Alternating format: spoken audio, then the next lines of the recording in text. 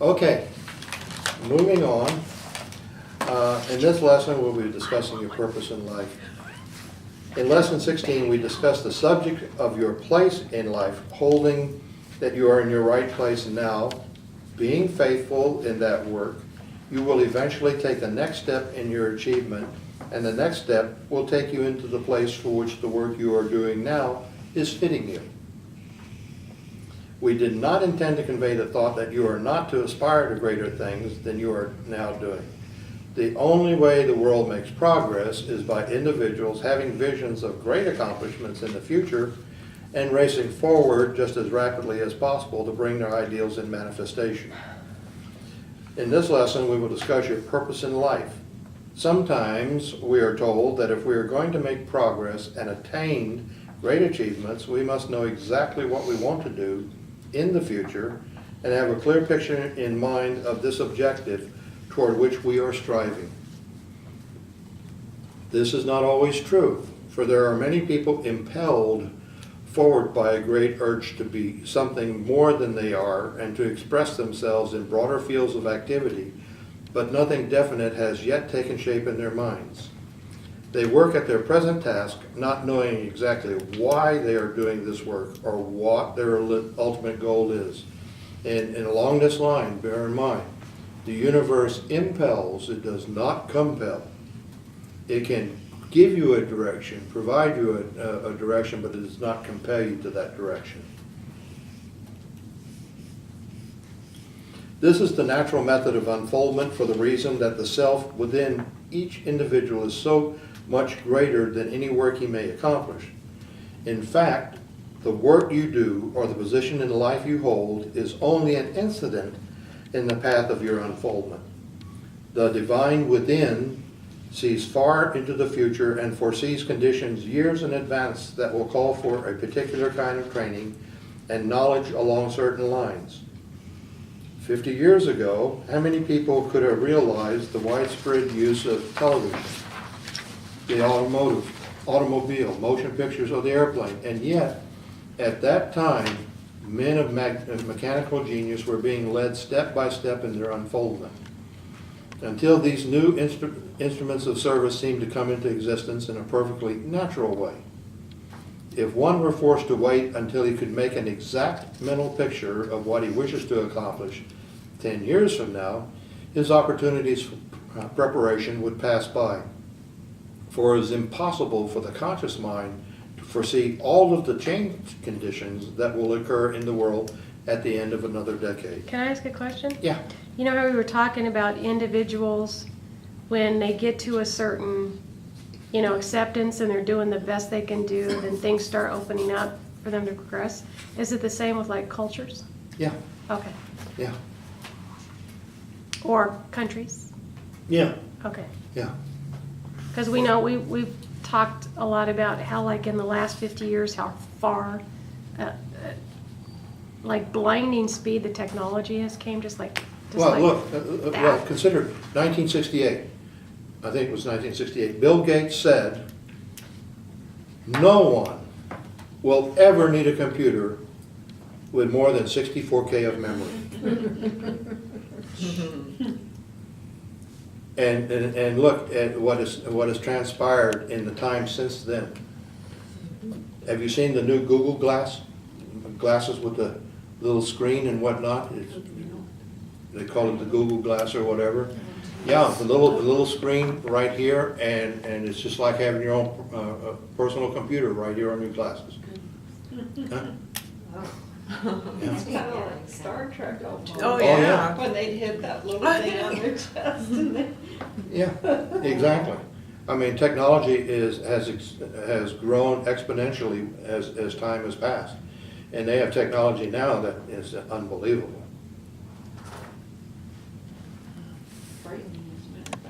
Yeah, well, you can go down to Wally World and buy a 64 gigabyte memory stick.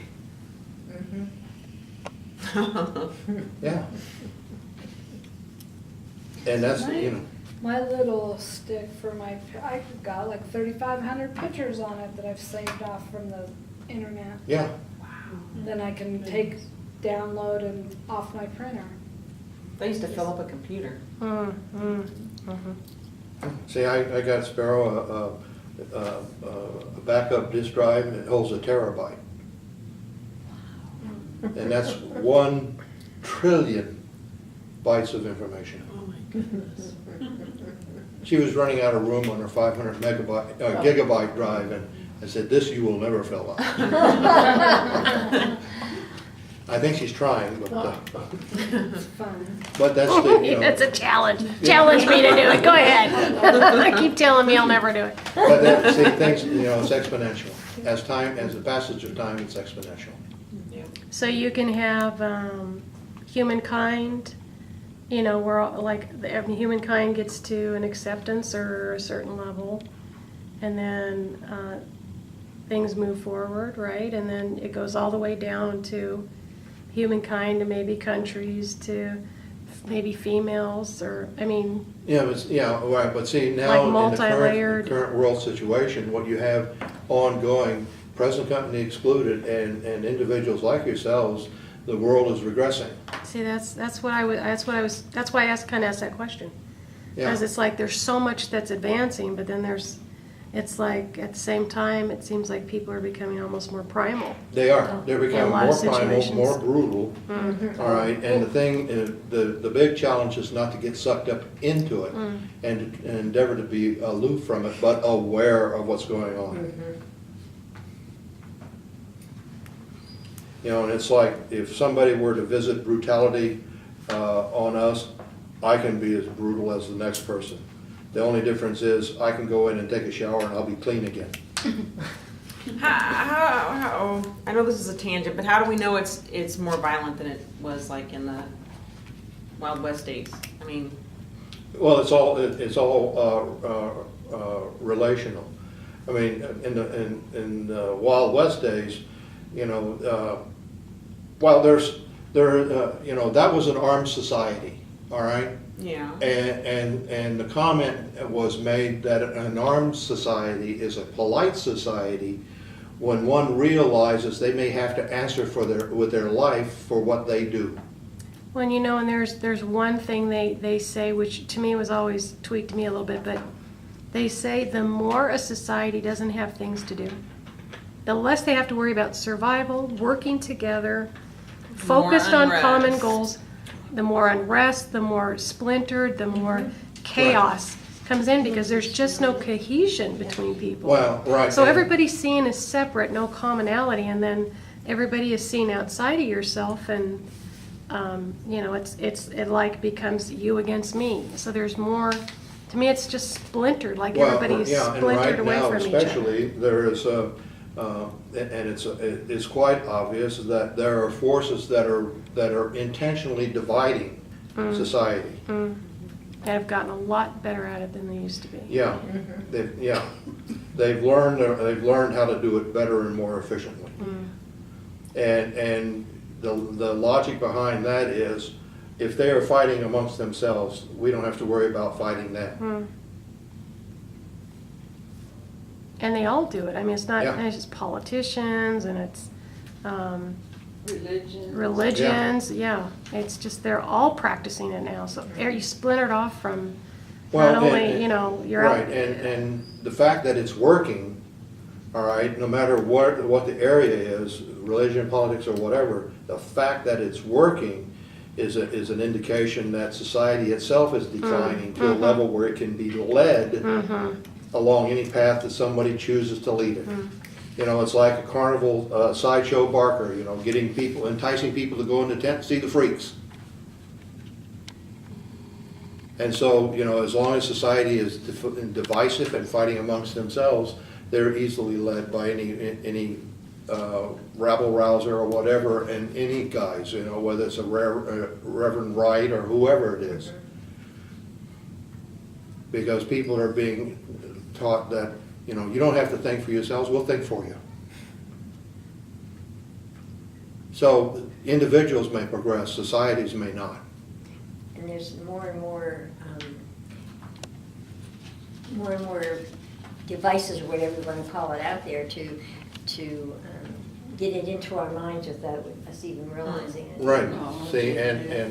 and remember that adage that for evil to prevail requires that good men do Do nothing. nothing, yeah. And that's what it counts on. Yes. Okay, any more comments on that? Okay, moving on. Therefore, the only way we can be assured of being ready when our opportunity comes is to perform faithfully the task of today with the attitude of willingness to be led forward as fast as the intuitive faculties seem to indicate. Of course, there are definite objectives towards which you may be working, and when that is the case, bend every effort toward the accomplishment of that purpose. Keep in mind only the perfect performance of that task. Train yourself to believe that you are going to do the work better than it has ever been done before. Picture yourself doing it in the very best way possible. Hold towards that work an open mind, and there may be revealed to you a better way of doing it than anybody else ever found. By undertaking any task in this spirit, the doing of the task will be the means for the growth of the inner self. Life's real purpose is the development of life within, and one of the means for that accomplishment of this purpose is doing the best of our ability the work that our hands find to do. By means of our work, we are able to express the highest and finest things within us. Some people have the mistaken idea that spiritual unfoldment is something apart from what they call life's common duties. Yes, Miss Nikki? I just found that amusing. Oh, okay. I pictured someone, sitting there meditating all the time and not cleaning and Cleaning out the toilet. yeah, exactly, exactly, and saying, well, they don't need to worry about that stuff because they're on a spiritual journey, and it just made me laugh. Well, in time it would, probably clean itself. Yeah. See, a million years down the road. Right. They expect some time to develop their higher nature, but first they must give attention to their business affairs and accumulate sufficient money to have some leisure time. When that time comes, they will find the matter of self-unfoldment as much a problem as ever and seemingly impossible to attain. Life's purpose is unfoldment now, not tomorrow or some other time, but now. In whatever work we may be doing or through whatever experience we may be passing. The life in the seed, in its struggle up through the earth to the sunlight, is expressing just as surely as it is at the time of blossom or fruitage. You cannot separate your work from yourself, therefore you must grow by means of your work. Some have the idea that they are here to do something great, to perform some deed that will not only accomplish great good, but will cause them to stand out in the spotlight of the world as a great character. One may accomplish some great achievement. Indeed, the eyes of the world may be turned upon him because of what he has accomplished, but the reason for his performing that great task primarily is because of the unfoldment of the real self. The measure of a man's achievement is the measure of himself. The only legitimate way we may think of a great achievement is by great unfoldment. You may have been looking for us to give you the secret that would turn the trick in accomplishing the great things in life you desire. We have been giving you the secret, and it is indeed a secret many people never learn. The secret lies in coming into the feeling or conscious realization of the truth of the statements of principle we have been giving you. The conscious feeling of the truth of these statements of principle is the divine light that will light up your being and unfold you into the blossom and finally into the ripened fruit of self-development and great achievement. Your purpose in life is growth and self-unfoldment. By carrying this thought and taking this attitude toward all your work, you will be able to perform expertly the particular work which is yours and will be led step by step until your character is rounded out and you have really accomplished the ideal unfoldment of your life. Following this line of action, you will not only serve yourself, but you will serve mankind in the very finest way possible. Some think their primary mission in life is to serve others, but this is not true. You have but one major mission, and that is to perfect yourself. The result of your perfect unfoldment will be the efficient performance of the work which is yours, and the accomplishment of this work will serve others. The rose does not bloom to make people happy by its beauty and fragrance. It is merely expressing itself. The service that it renders is the result of it being true to its own life's purpose. Many are dissatisfied because they seem unable to perform a great work, making a name and place for themselves in the world.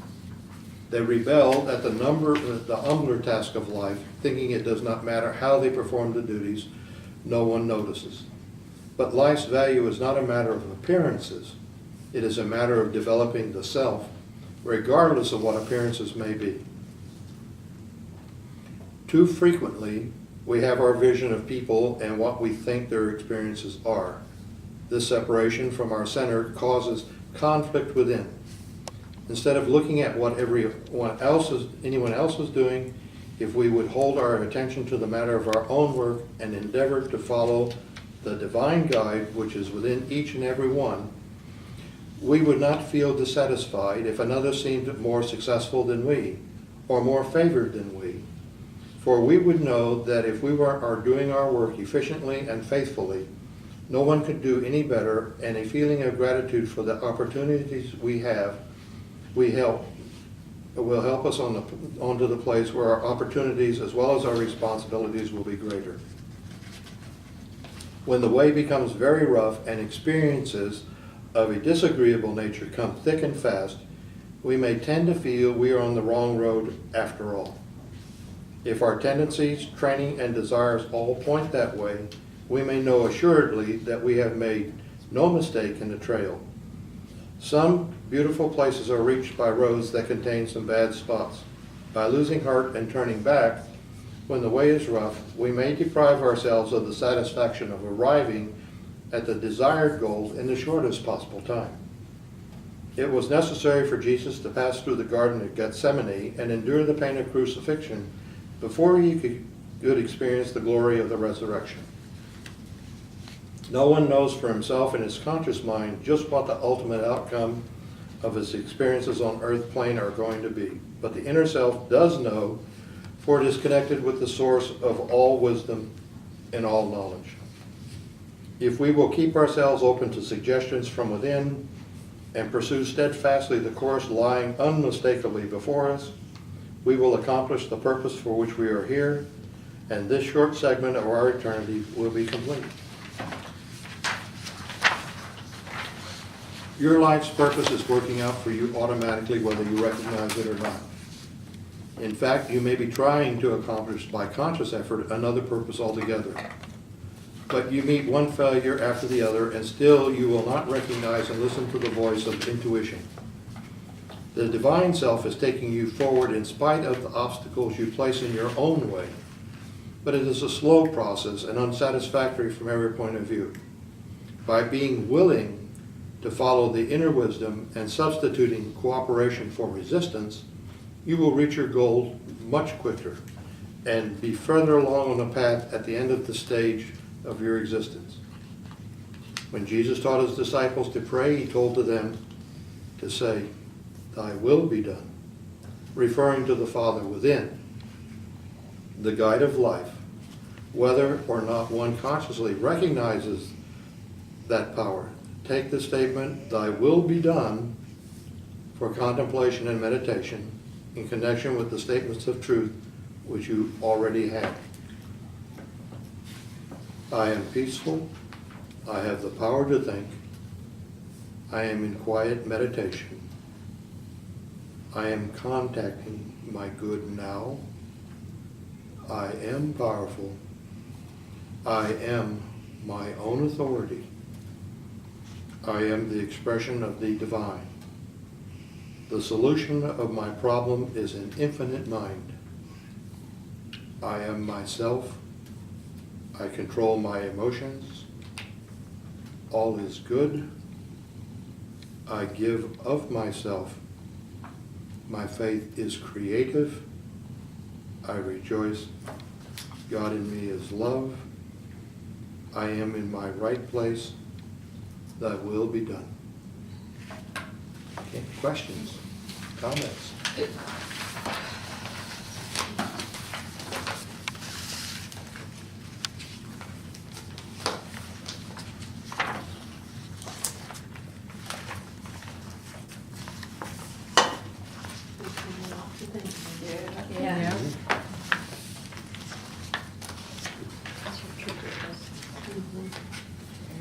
Yes, thank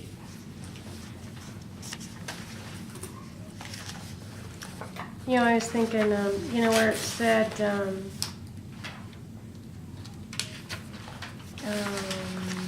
was it? And it was just basically saying about being content where you're at. And I was thinking about,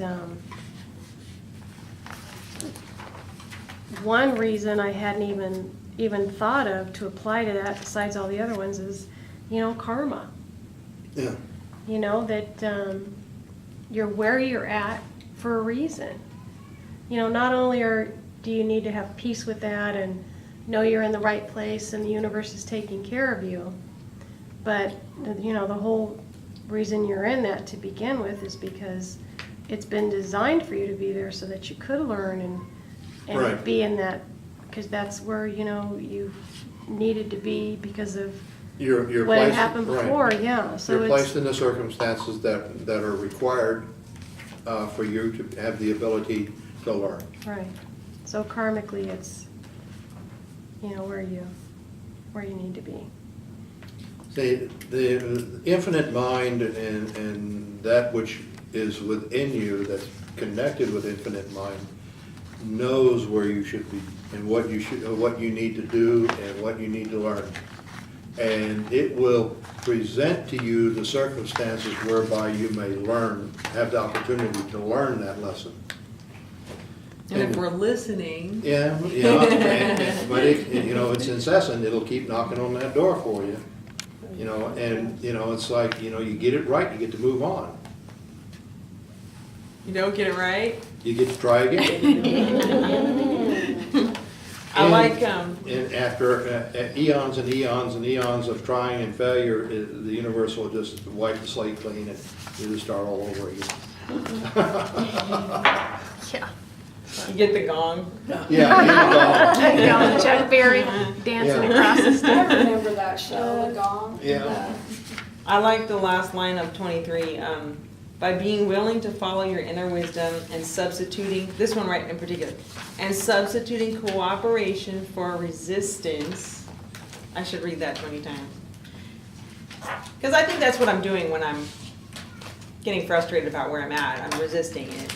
Cooperation. Well, you're not. The whole object of it is where you're at now, be content with where you're at now. Yeah, they said that 20 times. I hope that it's starting to sink in. I still want to fight it. I still want to knee jerk and say no. Yeah, I mean, they well, started content. saying it. well, see, 'Cause you that's can just be it. better. That's just it, see. Not everyone is the master of their own fate. And when you are working in conjunction with the universe, well, you know, once you've made that, you've signed on to that program, you know, you're doing a great work for the the betterment of the universe, or making a positive contribution to that creative force, and just be content with making that contribution. Most people are not even conscious enough to even be aware of making anything, and you know, they spend lifetime after lifetime scratching their and wondering what the hell's going on. And at some point, they may wake up. Don't go there. Yeah, yeah. I didn't want to get too graphic with I that. wasn't going there. I Oh, okay. You assumed I went there, though, didn't you? was yeah. You know, so you know, you do your work well, and opportunities that you may not have anticipated or were not able to see may present themselves that are beyond what you expected in return. So there are no absolute guarantees. So you Yeah. do your best Yep. and be open to the opportunities that present themselves. Cause you could be a sweeper for the rest of your life. Yeah, but be the best damn sweeper that, you know, anyone's ever seen. Pardon the colloquialism. But you could affect everyone around you that you come in contact with just by your light, even if all you're doing is. Well, besides that, your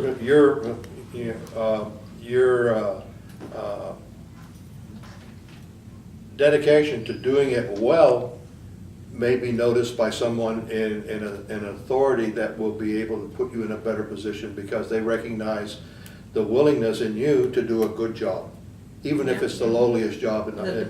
dependability and Yeah. the pride of a job well Right, done. yeah.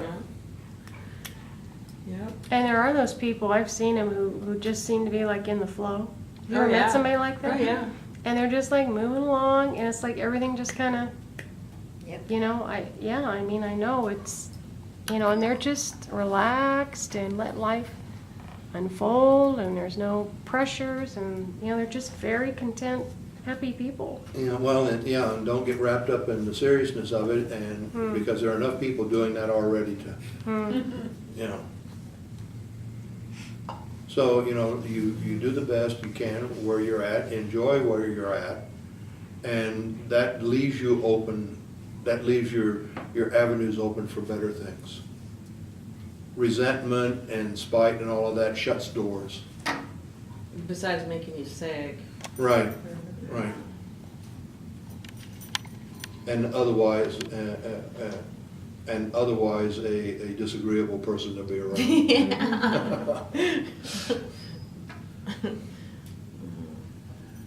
Life was never intended to be easy, just persistent. Yeah, very true.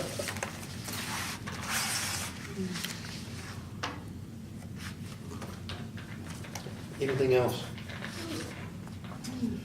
Okay. Good lesson, good. Two of us. Yeah, they're all good lessons. Yes, they are.